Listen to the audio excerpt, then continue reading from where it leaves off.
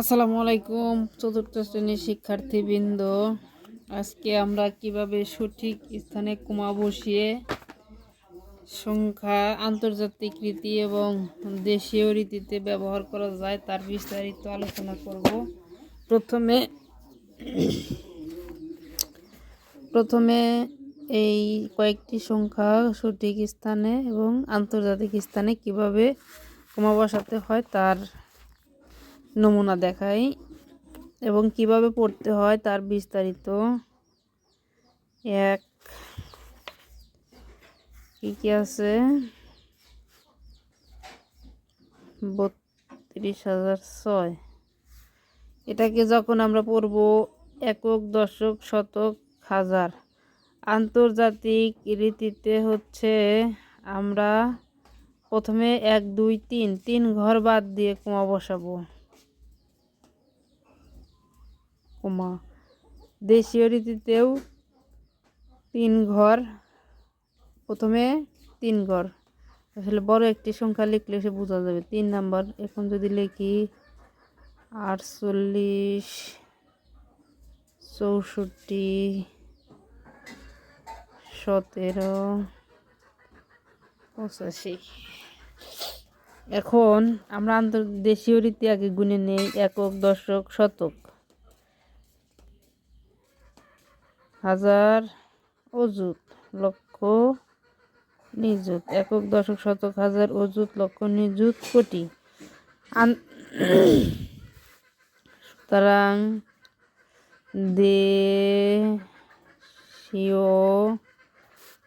রীতি, দেশীয় রীতিতে কমা।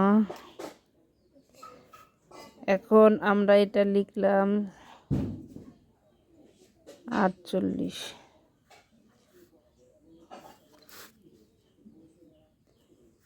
6 4 1 7 8 5। এটা যখন কমা বসাবো দেশীয় রীতিতে সাধারণত প্রথমে 3 ঘর এবং পরে 2 ঘর, 2 ঘর পরে কমা বসে। একক, দশক, শতক, একক, দশক, শতক। এই যে প্রথমে 3 ঘর, তারপরে 2 ঘর, তারপরে 2 ঘর। এটা হলো দেশীয় রীতিতে। এটাকে যদি আমরা কথায় লিখি তাহলে আমরা বলতে পারি একক, দশক, শতক, হাজার, অযুত, লক্ষ, নিযুত, কোটি। তাহলে যদি বলি যে 4 কোটি, একক, দশক, শতক, হাজার, অযুত, লক্ষ, নিযুত, তাহলে 86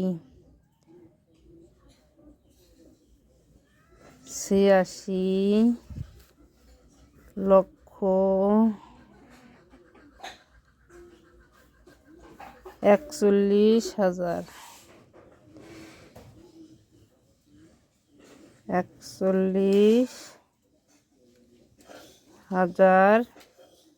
41,785, 785।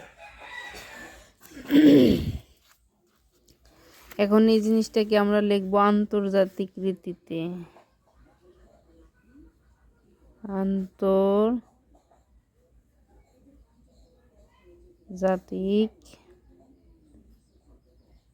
রীতিতে, আন্তর্জাতিক রীতিতে 48, 64, 17, 85।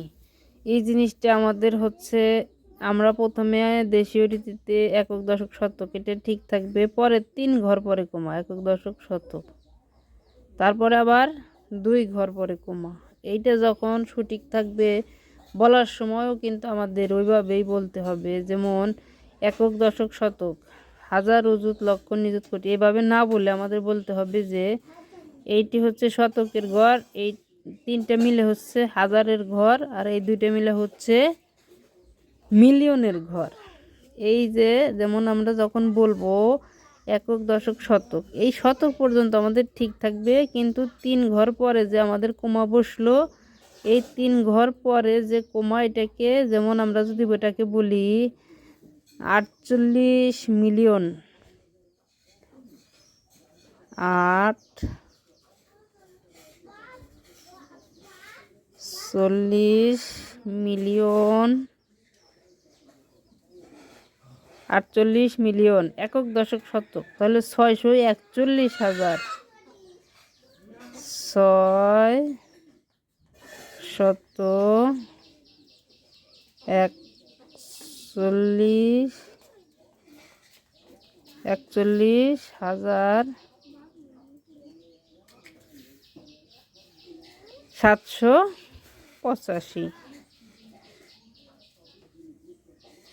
785। একটা জিনিস আমাদের সবসময় মনে রাখতে হবে যে যখন আমরা এটা বলবো একক দশক শতক হাজার অযুত লক্ষ নিযুত কোটি এভাবে না গুনে আন্তর্জাতিক রীতিতে আমাদের একটা সঠিক কমা বসাতে হবে, যে প্রথমে 2 ঘর ঠিক 3 ঘর ঠিক রেখে পরেও 3 ঘর, তারপরে 2 ঘর।